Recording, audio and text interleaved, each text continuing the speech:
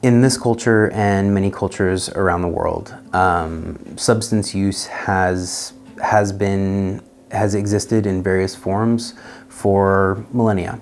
And in American culture in particular, we are founded on kind of puritanical values, and substance use in various forms has been stigmatized and racialized for a long time.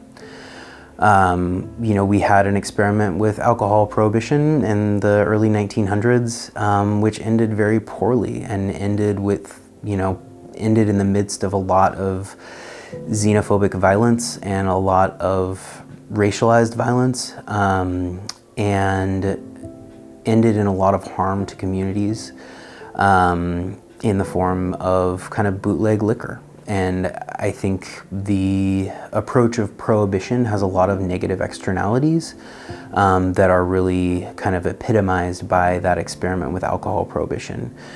Prior to alcohol prohibition, we had relatively weak wines and ales. Hard liquor was kind of hard to come by.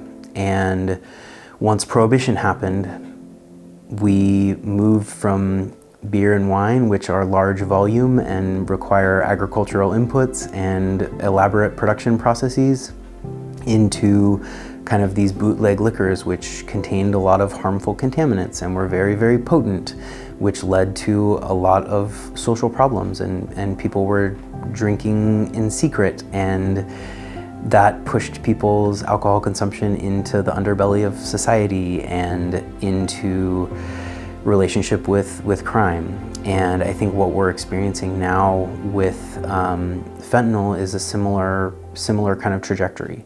So when we went from these kind of more readily available prescription opioids, relatively available heroin, which was available in a lot of urban areas, it was a relatively predictable supply.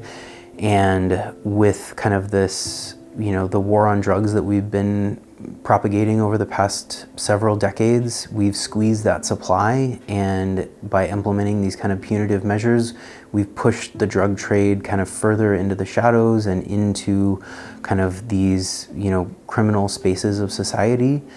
And then the consequence of that is similar to what we saw with alcohol. The drug supply becomes more toxic and more dangerous and less predictable and more potent. And so now we're dealing with the consequences of that, and we're experiencing a drug supply that is increasingly contaminated with high potency fentanyl, benzodiazepines, xylazine. All of these other contaminants are showing up, and that's really a consequence of this aggressive punitive prohibition, as opposed to a public health approach, which involves care and compassion and understanding and decreasing stigmatization.